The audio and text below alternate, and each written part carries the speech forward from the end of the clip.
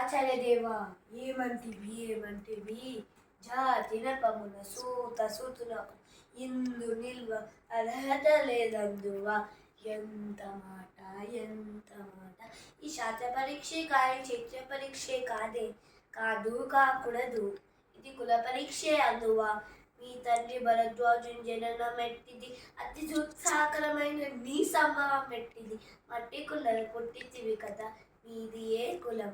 ఇంత ఏలా అస్మత్ పితామహుడు కురుకుల వృద్ధుడైన ఈ శాంతనవుడు శివసముద్రుని భార్య అయిన గంగా గర్భమున జనించలేదా. ఈయనది ఏ కులము, నాతో చెప్పింతురేమయ్యా. ఆ వంశమున మూల పురుషుడైన వశిష్ఠుడు దేవ వేషగూరశీపుత్రుడు కాదా. అతడు పంచమ జాతి కన్య అయిన అరుంధతి ఎందు శక్తిని, ఆ శక్తి చండాలాంగన ఎందు పరాశరుడిని, ఆ పరాశరుడు పల్లెపరచు అయిన మత్స్యగంధి ఎందు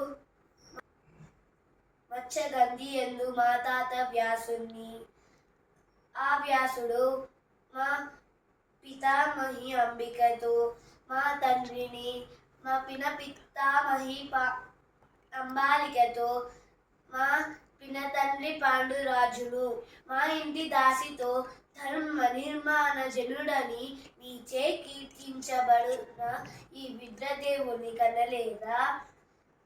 సందర్భ అవసరాలను బట్టి క్షేత్ర బీజ ప్రాధాన్యములతో సంకరమైన మా